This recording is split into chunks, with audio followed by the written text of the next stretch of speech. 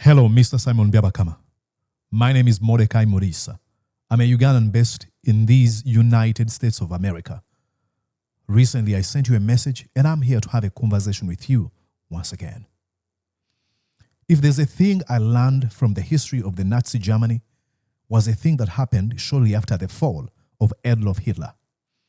And these were the Nuremberg trials, a series of 12 military tribunals where they were questioning military officers who enforced illegal orders. Many of them came up with an excuse. Oh, I was just following orders of my boss. But you know what? That wasn't an excuse enough to get you absolved. There was no way you'd convince a tribunal that with your consciousness you shoved Jews into gas chambers and see them burn. That wasn't an excuse enough. Oh, I was just following orders. Now, Mark Twain has told us, history doesn't repeat itself, but it rhymes. And it's something that probably I'm seeing in Uganda. At this particular moment, you are the chairperson of Uganda's Electoral Commission. Supporters, bodyguards, people of Bobi Wine, a political candidate, are being abducted, many tortured, others disappeared. And all you do is give vague excuses, ignore, or become completely mute. It is wrong.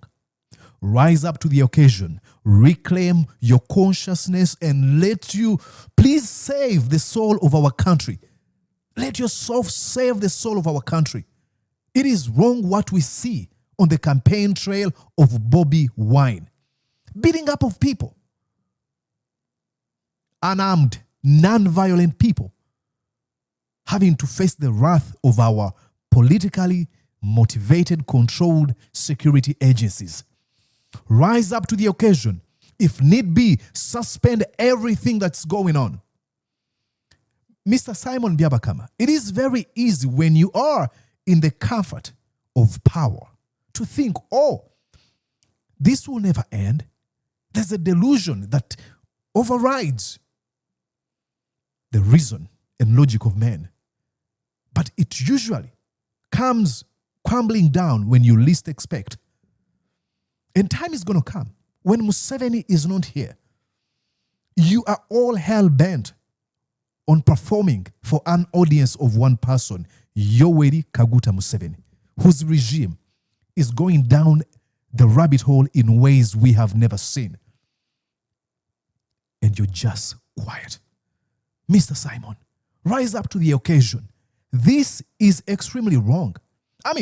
Allow me play you this video of how Bobi Wine has been treated today. Watch.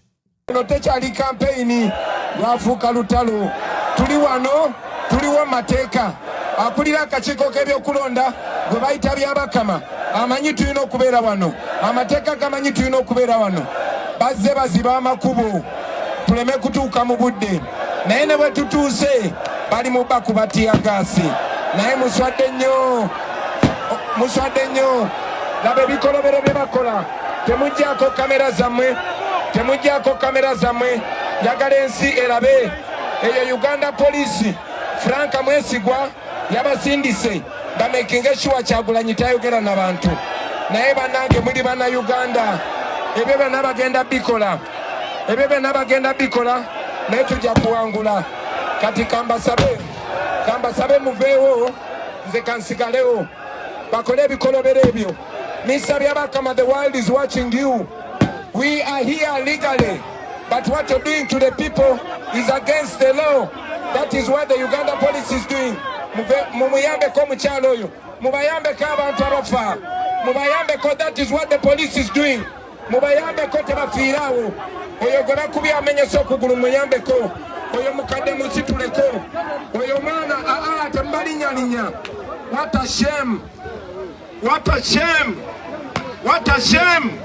What a shame. But I'll tell you one day, we are going to be free. Banange mubere bagumu ne bamandera babakola bwe batyo naye bawangula. abantu b'ebbale ekyokukola mukimanyi obwo butiitiizi bwa poliisi bwa buswavu nnyo. Shame upon you. Shame upon you. Shame upon you, Frank Mwesigwa. Shame upon you, Museveni. Shame.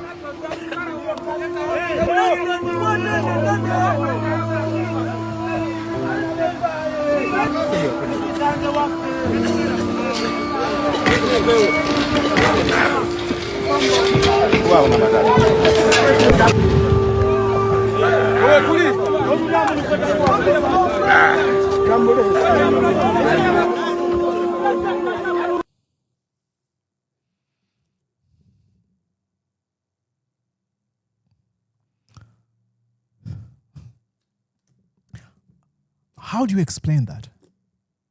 How do you explain that? And tomorrow, it's going to be a normal day for you as chairperson of the Electoral Commission.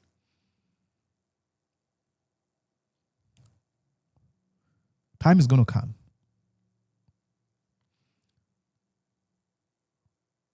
We're going to go down and look at the names of people who gave what orders. Simon Byabakama, don't you let the desire to entertain one man destroy you. There's a country to save. There's a country to save. You can't do that. That's wrong.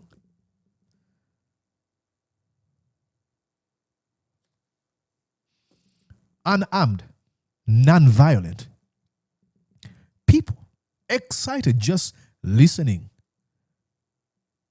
to their political leader,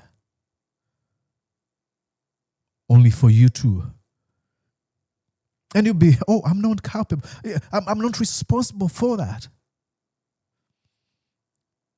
Now, you are appointed chairperson of the Electoral Commission. Call it off. Set guidelines. And lastly, to the men and women in uniform, I have immense respect for our men and women in uniform, understanding the history of our country. We've never seen peaceful transfer of power. All we've known is bloodshed and violence. I know there are reasonable men and women in our security agencies. Now, when do you rise up? Now, I'm not telling you to rise up in some sort of violence. No. When do you say enough is enough? We shouldn't be enforcing illegal orders. And this is not some sort of rocket science that, oh, everything has been recorded in real time. Where's the military council? When do patriots in our military speak out? Why do we allow history to repeat itself over and over and over again? Serving the interests of one man who has been in power for 40 years, and he wants to be replaced by his son who prides in abducting people. Where are reasonable men? Where are people who can speak out and speak up and say this is wrong? Is this why what we paid for our grandparents and our parents in the Rural War, this is what we lost 500,000 people for? Really? Are you all quiet because, oh, you are comfortable because now you are a wealthy man and you're not bothered? Let me tell you, you reap what you sow. And if you won't speak out at this particular moment because you are comfortable, you are extremely selfish because you don't care about the future of your children and your grandchildren. What you're sowing now is what they will reap. So while you live in comfort in what you call success. Think about the next generation.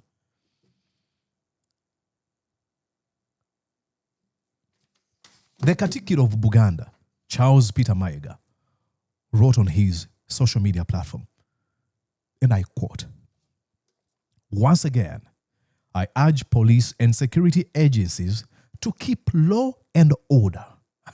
Ladies and gentlemen, yes, the Prime Minister of a kingdom in Buganda, of Buganda Kingdom, is urging our folks who are supposed to keep law and order, is urging them to keep law and order. That means he's seen them breaking the law and being disorderly.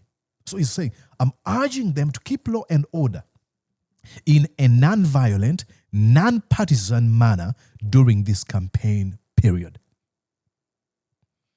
That was security agencies.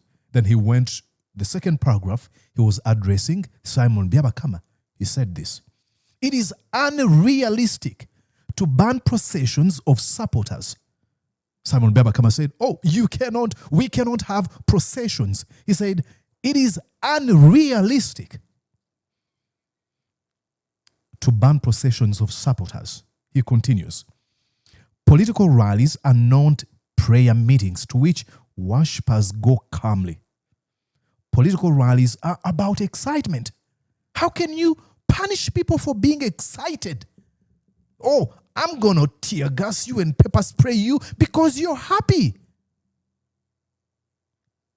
And with Uganda's public transport, border, it's unrealistic to expect supporters to move to campaign venues quietly.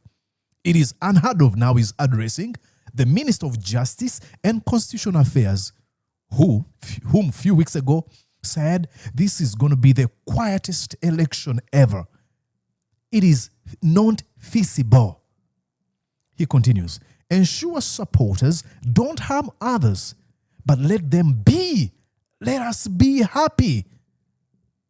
Let us be excited about a country we dream of. Bullets, tear gas, dogs. These make the Pearl of Africa bleed." And he signs CPM Charles Peter Mayiga.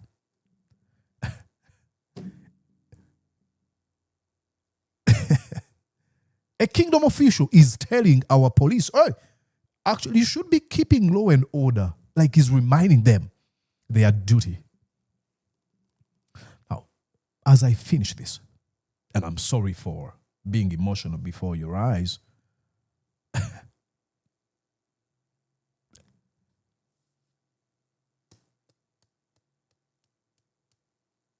you can't kill all people. No. It has never worked. It's not going to work. It will never. You cannot kill all people. I ask every Ugandan to remain nonviolent, to remain peaceful, but be courageous at the same time. The Museveni regime is falling. And I hope men and women of goodwill will rise up to the occasion. Save the soul of our country.